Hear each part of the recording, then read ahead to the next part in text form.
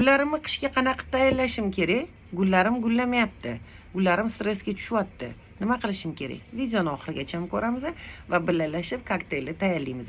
Men hozir magazindagi hamma gullarimga shu kokteylni tayyorlab quymoqchiman va sizlar bilan inshaalloh bo'lishaman. Inshaalloh manfaatli bo'lsin. Mana oddiy o'zimizni manakali fosfat va yantarni kislota. Ko'rib turganingizdek. Bu safar baklashka emas, biri to'la chelak.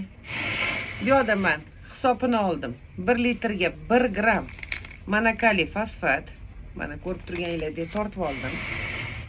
1 litrga 1 gram manakali fosfat solasizlar. Bismillahirrohmanirrohim. Va o'shani yarmi yantarni kislota. Bu degani 0,5 yarim gram yantarni kislotani qo'shasizlar. Mana men soldim. Hammada hozir kukunli taroz bor uyda. Bo'lmasa olib qo'yinglar, kerak bo'ladi. Bitta gullaga emas, hamma narsaga kerak bo'ladi. Yaxshilab aralashtiramiz. Esingizda tursin, suv sovuq bo'lmasin. Ildiz sovuq suvni yomon ko'radi. Xuddi biza tomog'imiz og'riydi, oshqozonimiz, pochkamiz og'rigandek. Ildizga bittada mumkin emas. Bu hozir qilayotgan kokteyl ham tigidan, ham ustidan ham zo'r foyda beradi. Lekin esingizda tursin, har doim aytganman.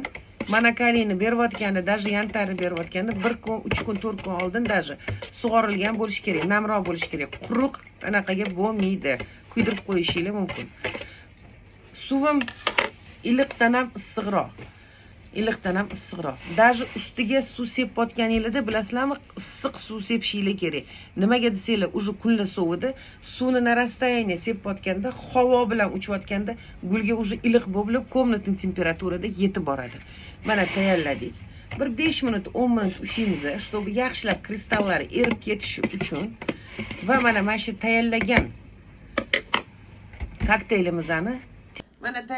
kokteylimizni har bitta sug'orilgan gulimizni tigidan ko'p emas, ozgina biz sug'orish uchun emas, biz udabreniya beryapmiz.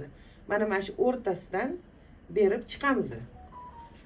Biz tayyorlagan o'rta miqdordagi hozirgi kokteylimiz ham tigidan, ham ustidan ishlaydi va ustiga mana ko'rib turganingizdek sepib chiqamiz. Har 15 kunda shu ishni qilinglar. Xudo xolisa foydasi bo'lsa ajab emas.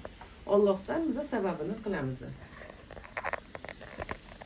Sog' bo'linglar.